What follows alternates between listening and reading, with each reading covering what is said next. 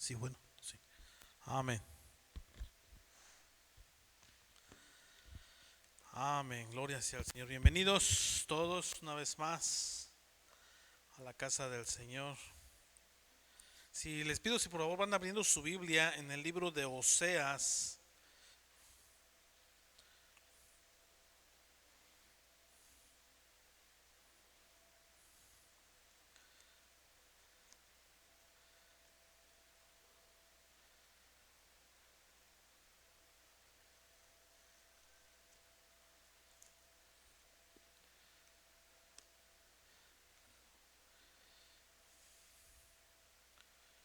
Esteban.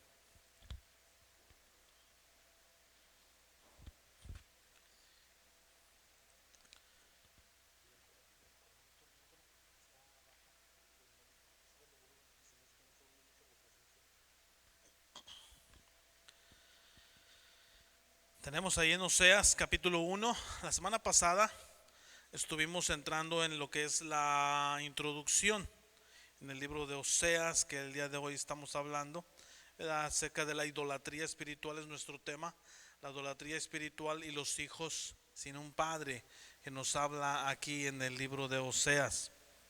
¿Sí?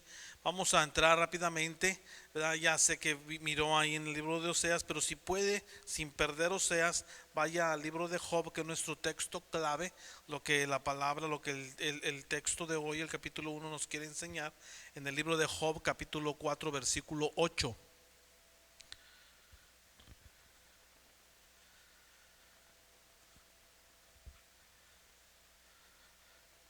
Es nuestro texto clave y a memorizar, por favor le pido, Job capítulo 4 versículo 8, que dice así: como yo he visto, los que harán iniquidad y siembran injuria, la ciegan. ¿Verdad? ¿Qué quiere decir esto? Más adelante lo vamos a ver, ¿verdad? Pero prácticamente quiere decir, ¿verdad?, que el hombre lo que siembra cosecha. Por ahí hay una creencia, ¿verdad?, falsa de que no, ¿verdad?, de que no se cosecha lo que se siembra. Pero esto es una realidad. Y literalmente el capítulo 1 del libro de Oseas nos lo estará enseñando el día de hoy. Vamos a leer los primeros 11 versículos, o más bien dicho, los 11 versículos del primer capítulo del libro de Oseas. Dice así, lo leemos, dice: palabra de Jehová que vino a Oseas, hijo de Eberi, en días de Usías, Jotam, Acaz y Ezequías, reyes de Judá, y en días de Jeroboam, hijo de Joás, rey de Israel, el principio de la palabra de Jehová, que por medio de Oseas dijo Jehová a Oseas: ve y tómate una mujer fornicaria e hijos de fornicación, porque la tierra fornica, apartándose de Jehová.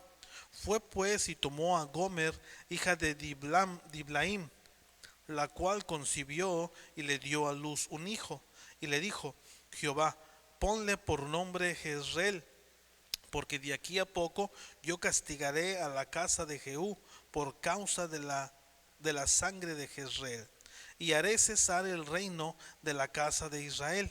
Y en aquel día quebraré yo el arco de Israel en el valle de Jezreel. Y concibió ella otra vez y dio a luz una hija. Y le dijo Dios: ponle por nombre Loruama, que porque no me compadeceré más de la casa de Israel, sino que los quitaré del todo. Mas de la casa de Judá tendré misericordia y los salvaré por Jehová su Dios, y no los salvaré con arco ni con espada, ni con batalla, ni con caballos, ni con jinetes. Después de haber destetado a Loruama, concibió y dio a luz un hijo, y dijo Dios: ponle por nombre Loami, porque vosotros no sois mi pueblo, yo seré vuestro, ni yo seré vuestro Dios. Con todo será el número de los hijos de Israel como la arena del mar, que no se puede medir ni contar. Y en el lugar en donde les fue dicho: vosotros no sois pueblo mío, les será dicho: sois hijos del Dios viviente. y se congregarán los hijos de Judá y de Israel, y nombrarán con un solo jefe, y subirán de la tierra, porque el día de Jezreel será grande. Vamos a orar. Gracias te damos, bendito Padre Celestial. Gracias, Señor amado, por tu palabra. Te damos toda la gloria, Señor bendito, y te pedimos que seas tomando nuestras vidas en tus manos. Quita todo cansancio, quita todo problema, Señor amado, que tengamos. Lo ponemos delante tuyo, Señor amado, y trae descanso para nuestro cuerpo, trae descanso para nuestro ser entero, mi Dios. Descansamos totalmente en ti. Padre amado, ahora que entramos en el estudio de tu palabra, tú traes, Señor amado, esa luz a nuestras vidas. Pones en nosotros el querer como el hacer, el llevar a cabo tu voluntad, el serte obedientes, aprender, Padre amado, de los principios contenidos en tu palabra y ponerlos en práctica para el día de hoy. Gracias te damos por tu Hijo Jesucristo. Gracias por el amado Espíritu Santo que está en nosotros. Avívanos con tu palabra. Lo oramos, lo pedimos todo en el nombre maravilloso de tu Hijo amado Jesucristo. Amén y amén. Gloria al Señor. Vamos también a dar una bienvenida a todos los que nos están mirando a través de la grabación, ¿verdad? Que el Señor les bendiga. Entonces miramos aquí, ¿verdad? En la primera parte del texto que nos habla que Dios habla, ¿verdad? A través del tiempo. Dios siempre ha estado en comunión. Dios siempre ha tratado de comunicarse con el pueblo. En el Antiguo Testamento Dios hablaba a su pueblo por medio de los profetas, y hoy en día Dios habla a través de Jesucristo, ¿verdad? Y por medio de su palabra.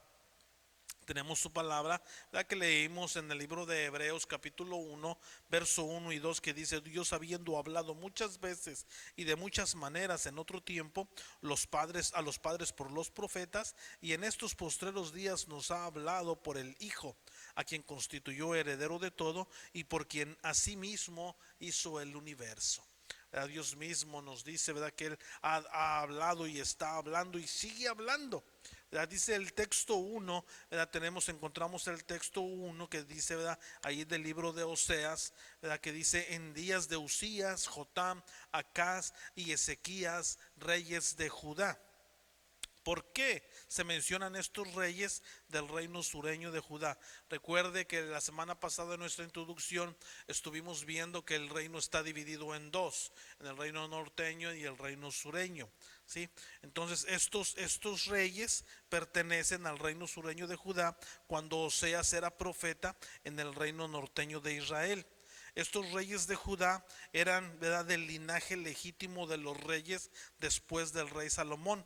Por lo tanto, Dios quiere asegurarse de que entendemos este punto, que el reino está dividido y que fue el profeta del linaje de los reyes fuera de la voluntad de Dios, ¿sí? Entonces, por esta razón Dios menciona, ¿verdad?, en días, ahí en el mismo texto 1 nos dice: en días de Jeroboam, hijo de Joás, rey de Israel.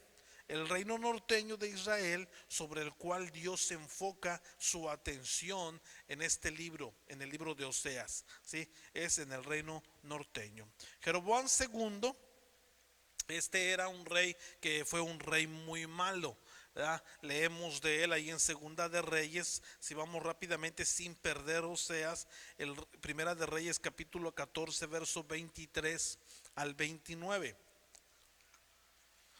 Segunda de Reyes capítulo 14, verso 23 al 29, que dice así: el año 15 de Amasías, hijo de Joás, rey de Judá, comenzó a reinar Jeroboam, hijo de Joás, sobre Israel en Samaria, y reinó 41 años.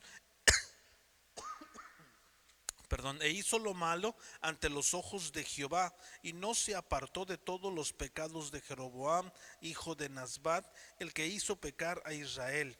Él restauró los límites de Israel desde la entrada de Asmad hasta el mar del Araba, conforme a la palabra de Jehová, Dios de Israel, la cual él había hablado por su siervo Jonás, hijo de Amitai, profeta que fue de Jefer, porque Jehová miró la muy amarga aflicción de Israel, que no había siervo ni libre, ni quien diese ayuda a Israel.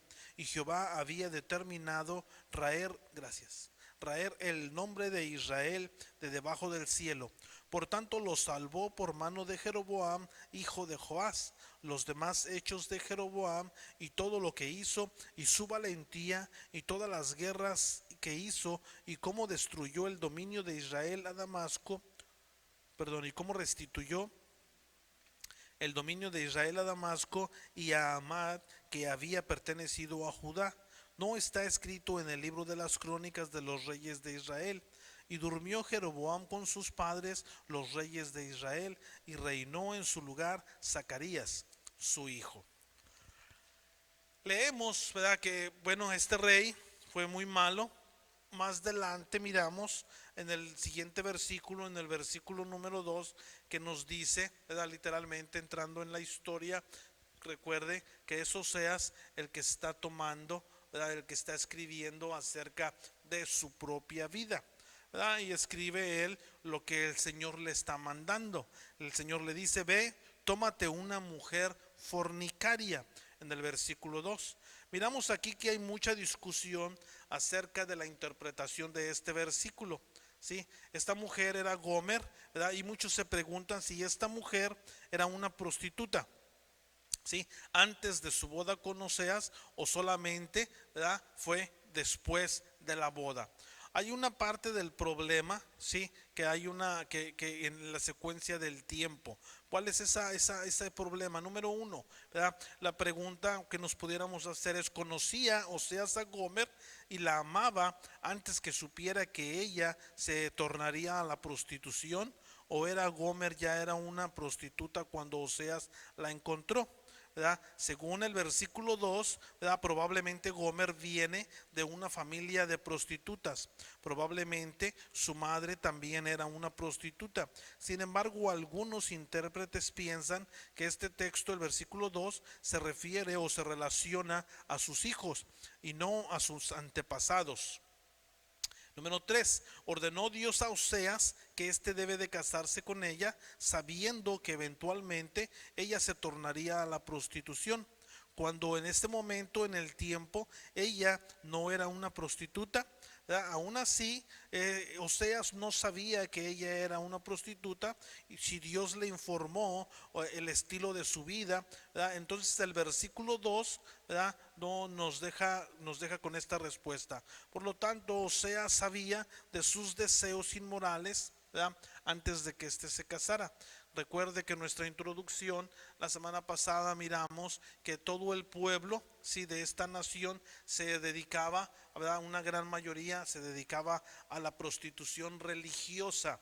En aquellos tiempos, ¿verdad?, se practicaba esto como una religión, en donde el sexo, ¿verdad?, según era parte de la adoración a los Baales, a los dioses que en aquellos tiempos ellos tenían, ¿verdad? Y una parte de esto era la prostitución. Levítico, capítulo 21, versículo 7, sí nos dice: con mujer ramera, o infame, no se casarán, ni con mujer repudiada de su marido, porque el sacerdote es santo a su Dios. ¿Verdad? Siguiendo la ley de Moisés, Dios ordena a su pueblo que no deben de casarse con las prostitutas, ¿verdad? Pero ya miramos la semana pasada que Dios mismo, ¿verdad?, rompe esta ley para mostrar, ¿verdad?, lo miramos en el libro de Hebreos también, para mostrar su soberanía, ¿sí?, para mostrar su señorío. Santiago capítulo 1, verso 13 al 15 nos dice: cuando alguno es tentado, no diga que es tentado de parte de Dios, porque Dios no puede ser tentado por el mal, ni él tienta a nadie, sino que cada uno es tentado cuando de su propia concupiscencia es atraído y seducido. Entonces, la concupiscencia, después que ha concebido, da a luz el pecado, y el pecado, siendo consumado, da a luz la muerte. ¿Sí? Siguiendo Santiago, Dios no tienta a su pueblo para hacer lo malo, ¿verdad? Entonces, ¿por qué Dios ordena a Oseas romper la ley de Moisés, ¿verdad?, y casarse con esta prostituta? La respuesta a estos problemas que encontramos en el versículo 2 depende del entendimiento de la posición del profeta. Recuerde, cuando Dios llama a un hombre para ser profeta, era una carga muy pesada que ponía sobre este hombre. El profeta tenía que dedicar su vida entera a Jehová. El profeta tenía que ser un ejemplo vivo de su mensaje al pueblo de Dios. El mensajero no solamente era un medio de palabras que hablaba al pueblo, sino que también el mensaje era por medio de sus acciones y el estilo de su vida. Por lo tanto, la presencia del profeta entre su pueblo era un recuerdo constante de las palabras de Dios para ellos. El profeta literalmente tenía que aguantar el reproche de los hombres que no querían oír las palabras de Dios. En ocasiones el profeta llegó a ser, sí, como Dios al pueblo. Recuerde que el profeta era la voz de Dios, sí, hablando al pueblo, sí. Jeremías capítulo 6 versículo 10 al 11 nos dice: ¿a quién hablaré y amonestaré para que oigan? He aquí que sus oídos son incircuncisos y no pueden escuchar. He aquí que la palabra de Jehová le es cosa vergonzosa, no la aman. Por tanto, estoy lleno de ira de Jehová, estoy cansado y de contenderme, y la derramaré sobre los niños en la calle y sobre la reunión de los jóvenes igualmente, porque será preso tanto el marido como la mujer, tanto el viejo como el muy anciano.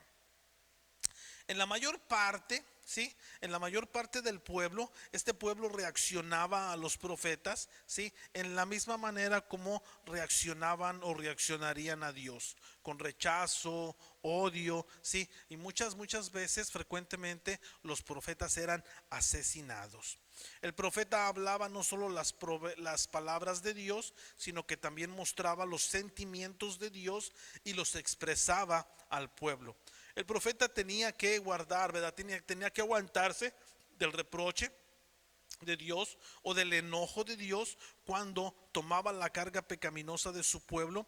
Así igualmente, de la misma manera, ¿verdad?, pero de una forma limitada, así como cuando Jesucristo tomó nuestros pecados en la cruz para aguantar el reproche, ¿sí?, o el enojo de Dios. En el libro de Miqueas capítulo 6 versículo 16 nos dice: porque los mandamientos de Omri se han guardado, y toda obra de la casa de Acab, en los consejos de ellos anduviste, para que yo te pusiese en asolamiento, y tus moradores para burla. Llevaréis por tanto el aprobio de mi pueblo.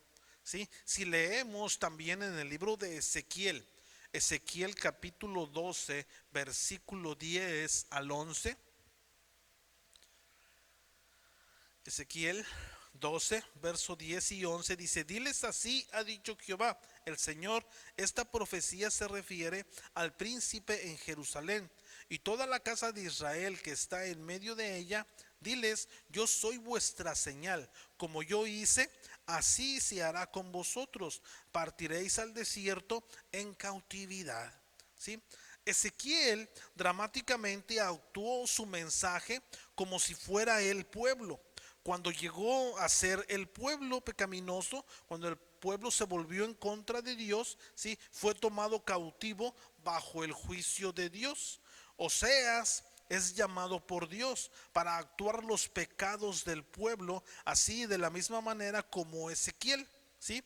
En esta manera el pueblo podría ver sus pecados y la consecuencia de ellos, demostrados en la vida literalmente vivida de Oseas. Por lo tanto, por causa que interpretamos la Biblia literalmente, podemos interpretar este versículo, el versículo 1, exactamente como nos dice.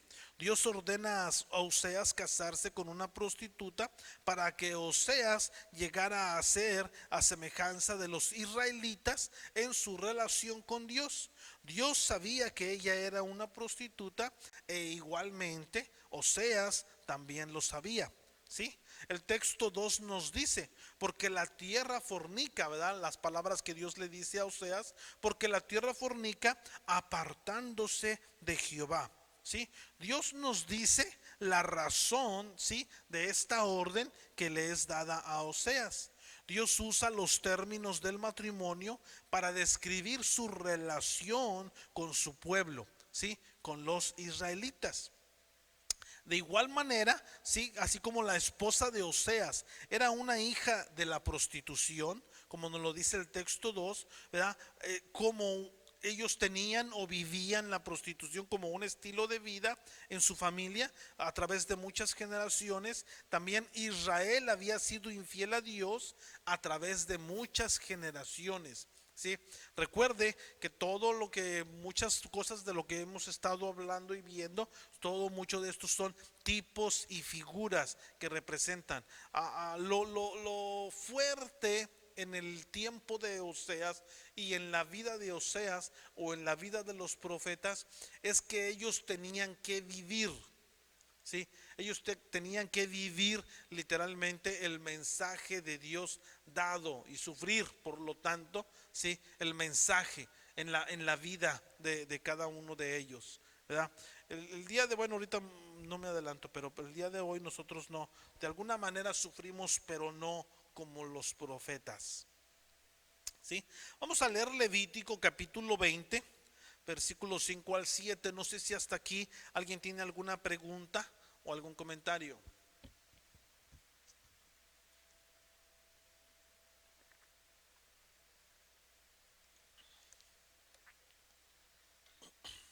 ¿Nadie? Sí. Concupiscencia. Concupiscencia es lo que nosotros pensamos, nuestros propios pensamientos, nuestro propio conocimiento. Viene de adentro de nosotros mismos. Pues esa es nuestra concupiscencia. Cuando nosotros actuamos conforme a nuestra concupiscencia, ¿verdad? Quiere decir que nosotros actuamos conforme a como nosotros pensamos, a lo que nosotros somos, sentimos y hacemos, ¿sí?, a lo que está dentro de nosotros.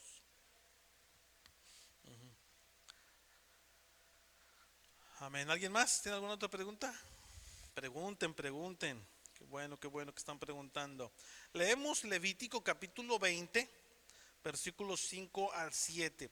Dice: entonces yo pondré mi rostro contra aquel varón y contra su familia, y le cortaré de entre su pueblo con todos los que fornicaron en pos de él, prostituyéndose con Moloc.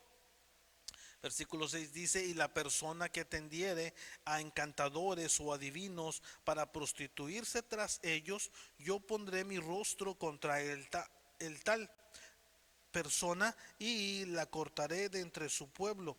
Santificaos pues y sed santos, porque yo Jehová soy vuestro Dios. Deuteronomio 31:30 nos dice: porque yo les introduciré en la tierra que juré a sus padres, la cual fluye leche y miel, y comerán y se saciarán y engordarán y se volverán a dioses ajenos y les servirán y me enojarán e invalidarán mi pacto. ¿Sí? Debido a que Israel adoraba a otros dioses, ¿verdad?, Dios lo llama una prostituta. ¿Sí? Este hecho literalmente de traición, este hecho de, ¿verdad?, recuerde que muchas veces en la escritura, y lo vemos mucho en el Nuevo Testamento, cómo se refiere a la novia. Miramos esta figura, la novia y el esposo. Cuando se refiere a la novia, se refiere a la iglesia. Cuando se refiere al esposo, se refiere a Dios. ¿Sí? Entonces, el volverse a traición a Dios, ¿verdad?, Dios lo llama prostitución. ¿Sí? Lo llama traición, ¿verdad? No escuchamos estos términos mucho, pero son una forma para llamar nuestra atención y para que abramos nuestros ojos a la gravedad del asunto. ¿Sí? Que no es como el día de hoy lo pintan, ¿verdad? Que bueno, que es cada quien puede hacer lo que quiera o este tipo de pensamientos, ¿verdad? No me quiero salir mucho del tema, pero literalmente es para llamar la atención y la gravedad del asunto, ¿sí?, que es algo serio. Leemos rápidamente a Isaías 54, versículo 5. ¿Verdad? Y aquí tenemos otra parte de la respuesta que nos dice Isaías 54, 5, dice el verso 5: porque tu marido es tu hacedor, Jehová de los ejércitos es su nombre, y tu raedor el Santo de Israel, Dios de toda la tierra será llamado. Jeremías capítulo 3 versículo 20 nos dice: pero como la esposa infiel abandona a su compañero, así prevaricasteis contra mí, oh casa de Israel, dice Jehová. ¿Sí? Hablando en cuanto a la traición, ¿sí? O al desvío de Israel. Dios específicamente dice que él se casó con Israel. Israel era su esposa, por lo tanto cuando Israel adoraba ídolos estaba en adulterio espiritual y se prostituía, ¿verdad?, a través de la idolatría. Debemos de notar que este adulterio espiritual que Israel hacía afectaba fuertemente a Israel en una manera mala y también corrompía toda la tierra. La tierra de Israel, fíjese bien, debía de ser el medio palpable de Dios para bendecir a su pueblo. Por causa de los israelitas, por causa de su idolatría, por causa de que no sirvieron a Dios, Dios no podía bendecirlos en abundancia, ¿sí? Así es de que de lo que vino sobre ellos, vino por medio de la tierra, da una gran condenación. Finalmente Dios les quita de la tierra de la promesa, ¿sí?, como consecuencia de su pecado, ¿sí? Y, ¿verdad?, van y son conquistados. Jeremías 16 verso 13 dice: por tanto yo os arrojaré de esta tierra a una tierra que ni vosotros ni vuestros padres habéis conocido, y allá serviréis a dioses ajenos de día y de noche, porque no os mostraré clemencia. Levítico versículo 18, verso 20 al 23 nos dice: además, no tendrá acto carnal con la mujer de tu prójimo, contaminándote con ella, y no des hijo tuyo para ofrecerlo por fuego a Moloc. No contamines así el nombre de Dios, yo Jehová. No te echarás con varón como con mujer, es abominación, ni con ningún animal tendráis ayuntamiento, amancillándote con él, ni mujer alguna se pondrá delante del animal para ayuntarse con él, es perversión. ¿Sí?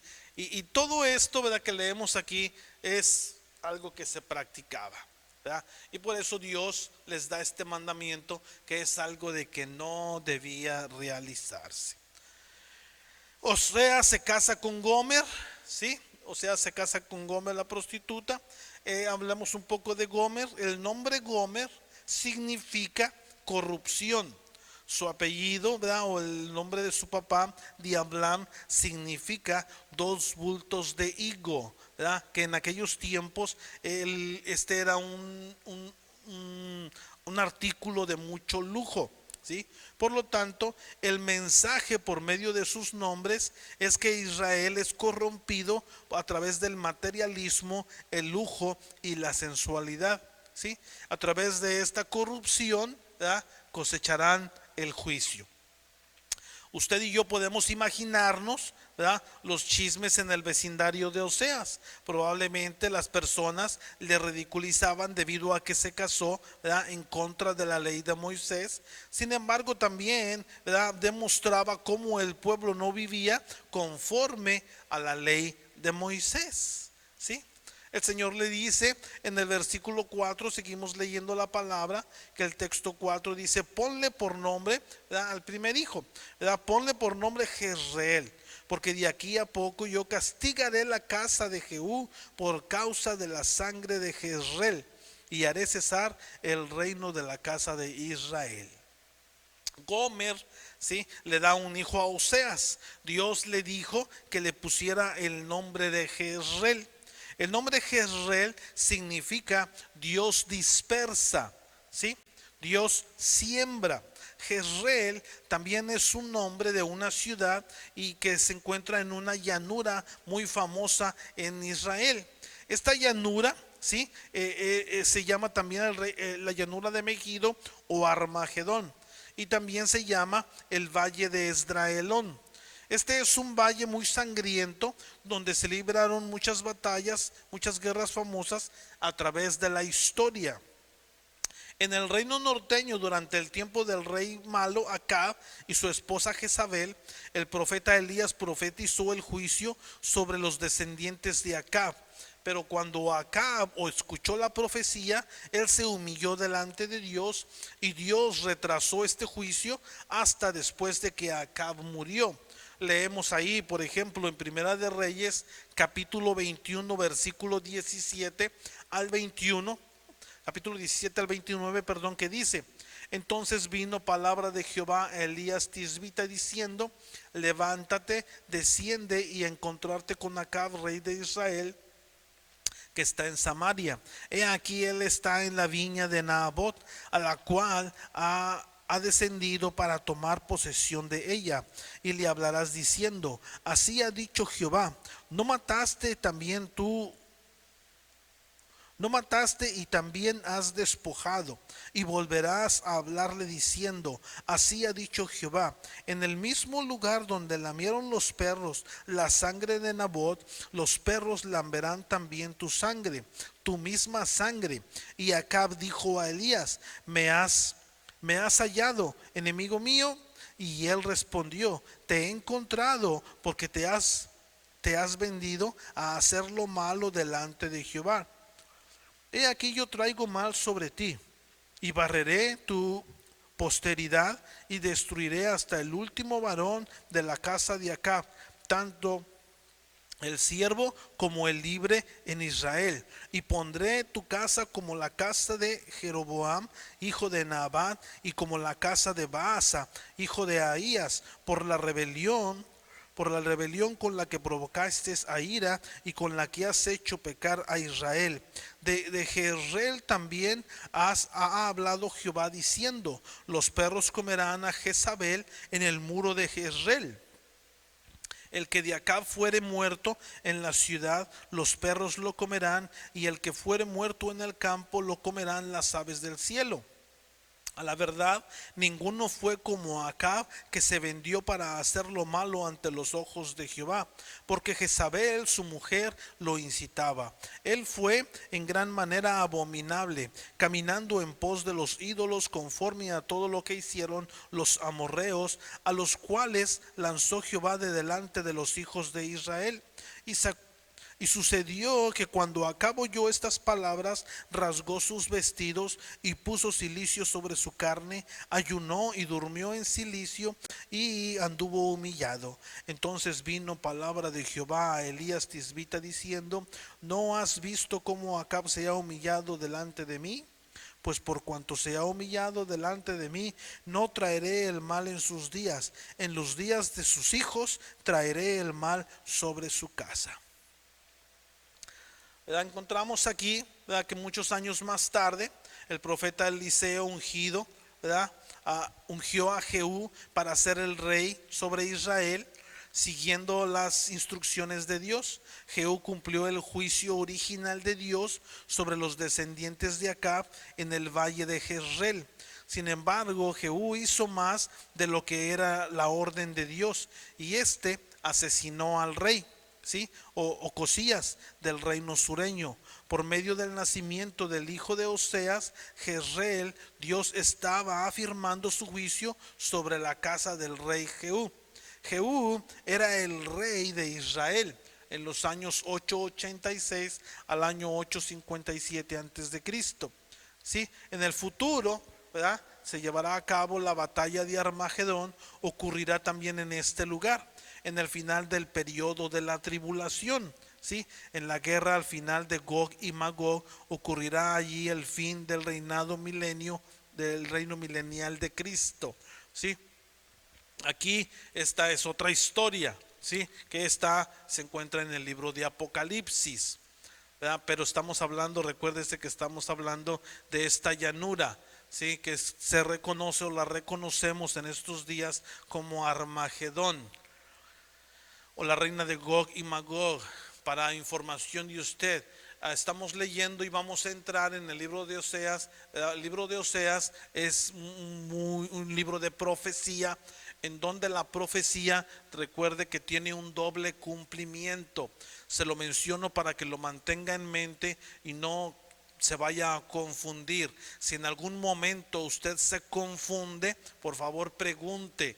No quiero que se vaya con esa confusión a su casa. La profecía, ¿verdad?, tuvo un cumplimiento ahí cuando el Señor profetizó en contra del pueblo, y tiene un cumplimiento más tarde en estos días. En estos días miramos muchas de las profecías de Dios que se están cumpliendo. Esta profecía literalmente tiene este doble cumplimiento. La segunda vez que se cumple va a ser en el reino milenial de Cristo. ¿Cuándo es esto? Después de la tribulación. ¿Sí? Después de que viene Cristo a la tierra y establece el reino milenial aquí en la tierra por 1000 años. Al terminar estos 1000 años ocurre esta guerra, la guerra de Gog y Magog. ¿Ok? Más tarde en nuestro estudio, ¿verdad?, vamos a llegar nuevamente al estudio del libro de Apocalipsis y estaremos hablando de todas estas profecías y de todas estas guerras. Más se lo hago hago un paréntesis aquí para que no se confunda. Amén. Y si tiene preguntas, pregunte. Por medio del nombre de este hijo, ¿verdad?, que es dado, el mensaje de Dios es el de cosechar lo que usted siembra. E Israel sembró la idolatría y cosecha una destrucción sangrienta como consecuencia, ¿sí?, de estas semillas malas que estuvo sembrando. El nombre de este hijo es una profecía también acerca del fin del reino norteño que ocurrirá en el valle cuando el ejército de Asiria venga para destruir el reino norteño y tomará la cautividad al pueblo llevándolo a Babilonia. ¿Sí? Esta profecía de destrucción de la nación trae una consecuencia directa de la idolatría de Israel. ¿Sí? Y este era el primer cumplimiento que aconteció en el año 721 antes de Cristo. El segundo cumplimiento de esta profecía ocurrirá en la batalla de Armagedón al final del periodo de la tribulación. ¿Ok?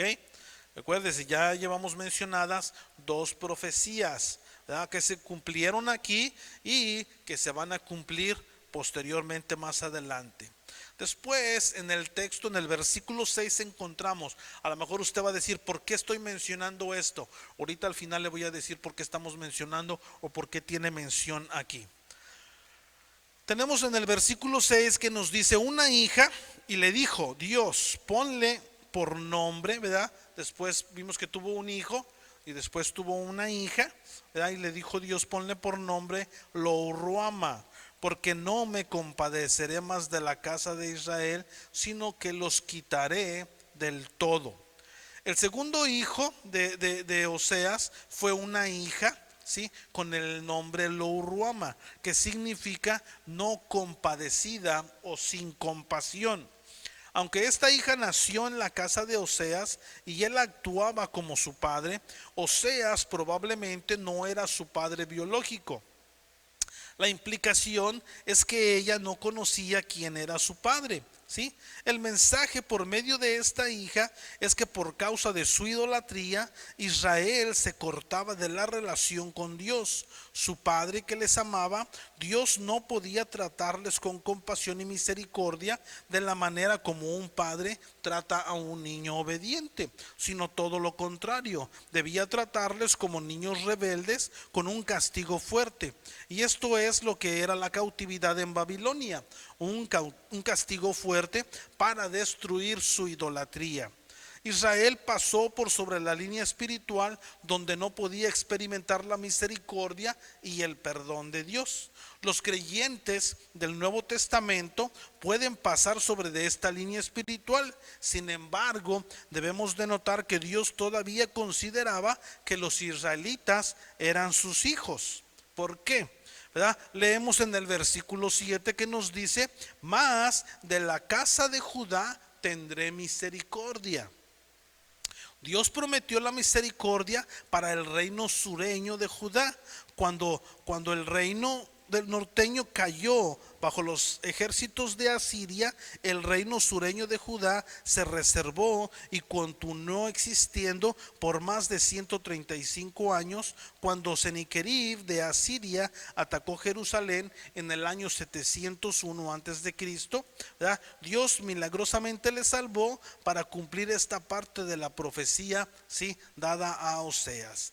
En el libro de Isaías, capítulo 37, verso 21 al 36, leemos que dice: entonces Isaías de Amós envió a decir a Ezequías: así ha dicho Jehová Dios de Israel, acerca de lo que me rogaste sobre Sennacherib, rey de Asiria. Estas son las palabras que Jehová habló contra él.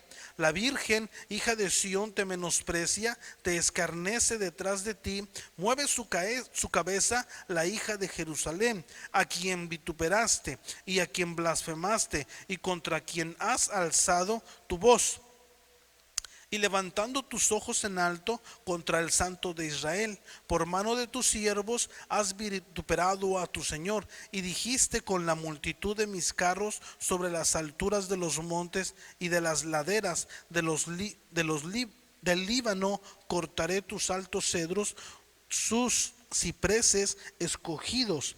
Llegaré hasta sus más elevadas cumbres, el bosque de sus feraces campos. Yo cavé y bebí las aguas, y con las pisadas de mis pies sacaré de todos los ríos de Egipto. ¿No ha oído decir de los tiempos antiguos? Yo lo hice, que desde los días de la antigüedad lo tengo ideado, y ahora lo he hecho venir.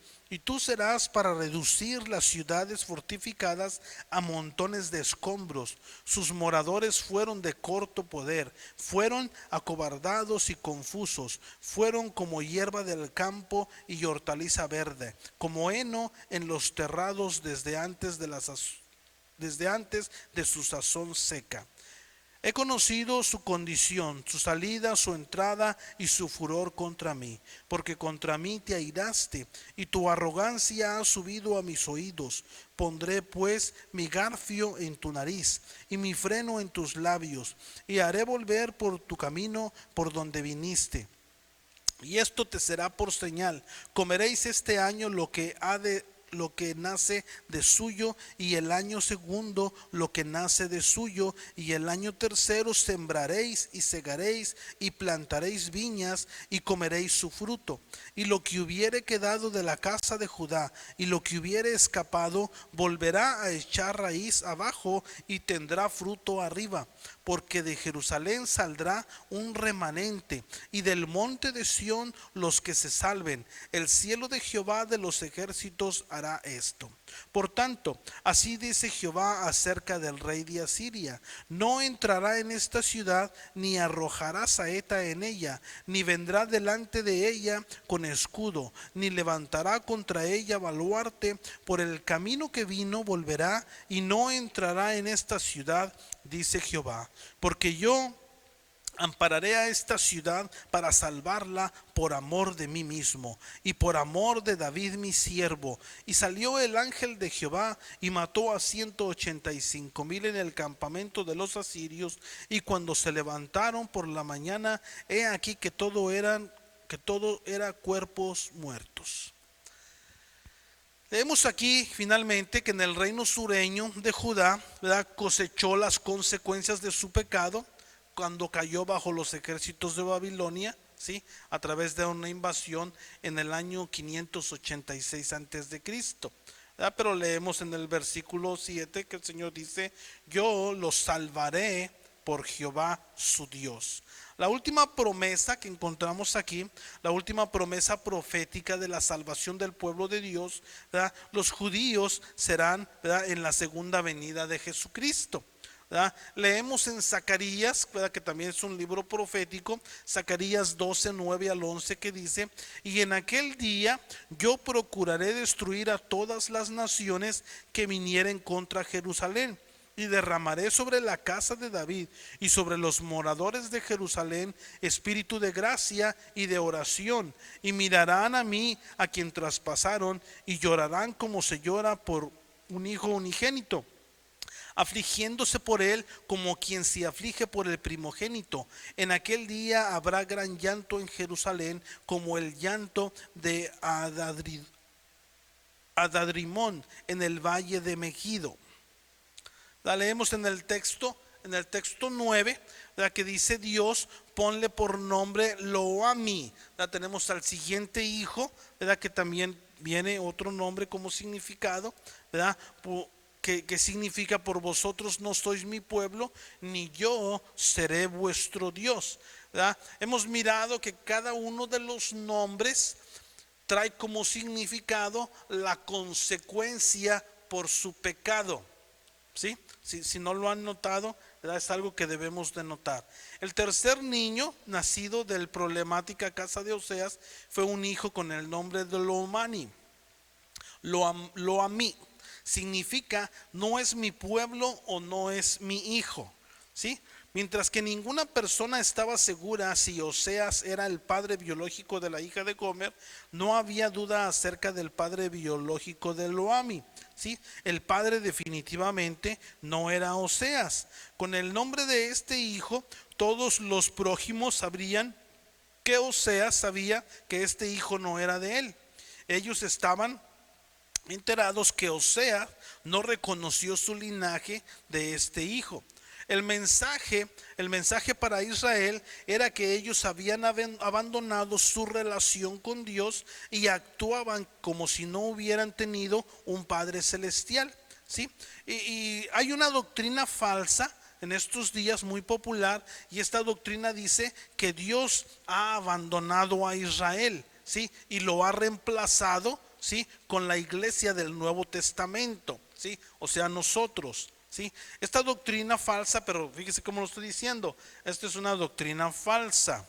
Dice que la iglesia, ¿sí?, ha heredado todas las promesas que no han sido cumplidas por Dios originalmente, las cuales dio a Israel.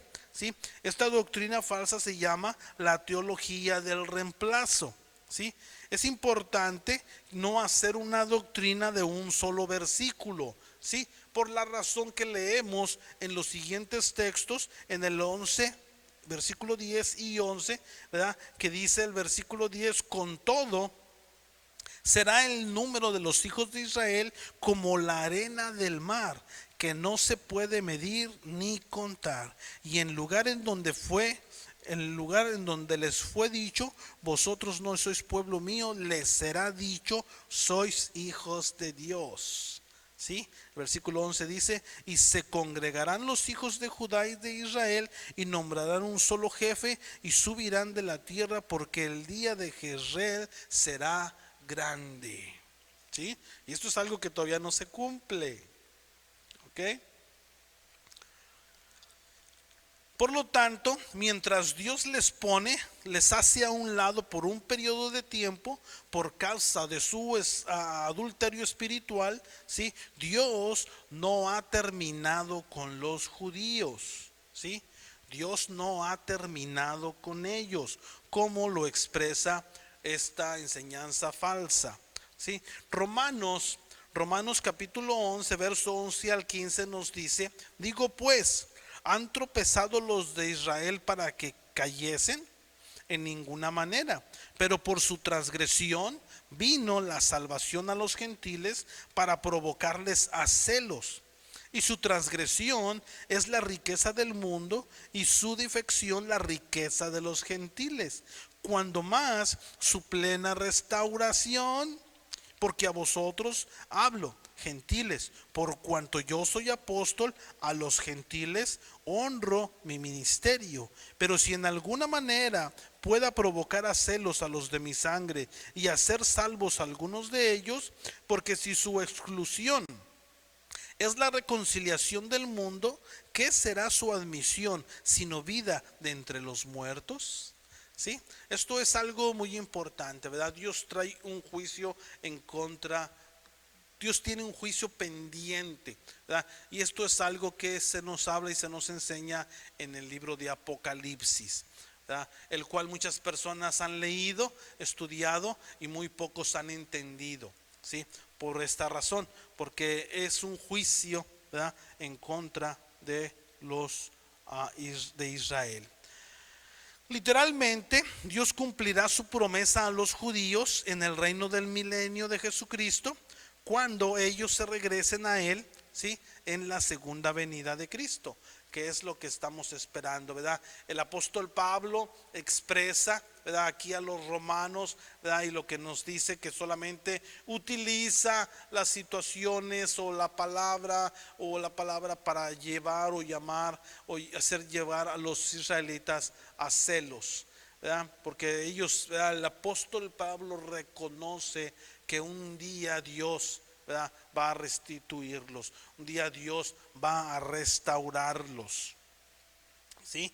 Leemos aquí, ¿verdad?, que dice el versículo 10 en el libro de Oseas, ¿verdad?, nos dice: será el número de los hijos de Israel como la arena del mar. Imagínense, esto es, ¿como cuánto será? ¿Como cuántos serán los granos de la arena del mar? ¿Sí? Note que Dios, ¿verdad?, debemos de notar, Dios plantará a los hijos de Israel, a los judíos en la tierra otra vez, para llegar a ser una nación unificada, y crecerán como una planta, como lo dice el texto 11. Aunque primeramente les debe sacar de la tierra cautiva, ¿sí?, en Babilonia. ¿Sí? Note que la promesa profética dice que Dios unirá a Israel. ¿Sí? La nación, esta será un reino dividido en el reino del milenio, y el reino sureño de Judá y el reino norteño de Israel estarán unidos en una nación. Notemos que también el versículo 11 nos dice, ¿verdad?, y concuerdan para tener un líder. Este líder será el Señor Jesucristo, que viene en su segunda venida para establecer su reino en la tierra por 1000 años. En este reino del milenio Dios llamará a Israel Ami, ¿sí?, mi pueblo, o Irruama, ¿verdad?, que significa obteniendo la misericordia. El día de Jezreel, como lo dice el texto 11, ¿verdad?, será grande. La victoria final, ¿verdad?, será la de Dios. Tomará a su pueblo por el castigo, les plantará a los judíos en la tierra de Israel bajo el liderazgo de Él mismo, para cumplir todas y cada una de las promesas dadas a Abraham. ¿Sí? Entonces, ¿verdad?, este es algo muy significativo, ¿verdad?, que debemos y vamos a estar hablando en cada uno de los capítulos, ¿verdad?, dados en el libro de Oseas. Ahora, ¿verdad?, que no sé si alguien, antes de entrar en el resumen y la aplicación, a lo mejor usted va a decir: bueno, pues si es profecía, y pues aquí nosotros no tenemos nada que ver. Pero sí tenemos algo que ver. Recuerden el texto, ¿verdad?, el texto que fue de memoria, el texto a memorizar en el libro de Job. Entonces es un principio bíblico que tenemos que aprender, entender y reconocer y saber. Amén. Pero antes de ello, no sé si alguien tiene alguna pregunta o comentario, o todo está más o menos entendido. Pero si hay algunas dudas que se han quedado ahorita, a través de los siguientes capítulos espero se vayan despejando en cuanto a los reinos, en cuanto a los reyes, en cuanto a las profecías también. Pero si se va quedando y se sigue quedando con esa duda, pregunte. ¿Alguien tiene alguna duda? ¿Nadie? Sí, pregunte. ¿Qué es silicio? Ok, silicio en aquel tiempo era una tela que era más o menos, si se piensa que era, si conocen los costales, esos que son bien rasposos, así, en ese tiempo era el silicio. Entonces se usaba o se vestían de silicio para hacerlo incómodo, para expresar esto lo hacían, se vestían de silicio en un tipo de humillación. Lo hacían cuando estaban arrepentidos delante de Dios, o lo hacían cuando estaban de luto. Lo vamos a leer frecuentemente. Se vestían de silicio, ¿sí?, y se llenaban de ceniza. Era una costumbre judía, ¿sí? Y el propósito era ese, no estar cómodos. Al día de hoy buscamos, ¿verdad?, algodoncito y que esté comodito, ¿verdad? Y probablemente ellos también tenían eso, pero en este tiempo, cuando que lo leímos del rey que estaba arrepentido y el propósito era humillarse delante de Dios, ¿verdad? Él lo hacían de esta manera. Era algo incómodo, no era algo cómodo para ellos. ¿Alguien más tiene alguna otra pregunta? Nadie. Ok, entonces entramos en el resumen y la aplicación, ¿sí? Y pasamos al tiempo de oración. Pedir a la hermana Miriam si se prepara para que nos ayude con el tiempo de oración. O la hermana Elvia, a ver cualquiera de las dos que quiera hacerse cargo. Entramos en el resumen y la aplicación, ¿verdad? Esta historia que leemos, ¿verdad? Que estamos comenzando en el capítulo 1, ¿verdad? Del libro de Oseas. Esta historia de este hombre, ¿verdad? De Dios, ¿verdad? Atado a una mujer de una reputación dudosa, ¿verdad? Debe de recordarnos la historia en el Nuevo Testamento, la historia de José y María. ¿Verdad? José es un hombre que se comprometió en matrimonio con María, ¿sí? Cuando este hombre descubrió que ella esperaba un bebé, ¿sí? Debido a que ella había sido embarazada a través del Espíritu Santo, ¿verdad? Dios le manda a José que se case con ella, ¿sí? A pesar, ¿verdad? Del ridículo, a pesar de lo que pudieran decir, ¿verdad? Recuerde, pues José había desposado a María, estaban a punto de casarse y José sabía que no había tenido ninguna relación con María y cómo que salió embarazada, ¿verdad? Pero escucha él el mandato de Dios que le dice, cásate con ella. Cásate con ella, ¿verdad? A pesar de lo que puedan decir o a pesar de lo que puedan pensar, a pesar del ridículo, ¿sí? Este hombre fue obediente a Dios en la misma manera que Oseas fue obediente a Dios. Mientras María era inocente de la reputación, ¿verdad? Que se le pudiera haber marcado en aquel tiempo, ¿verdad? O como una mujer inmoral, Gomer, ¿verdad? No era inocente, ¿sí?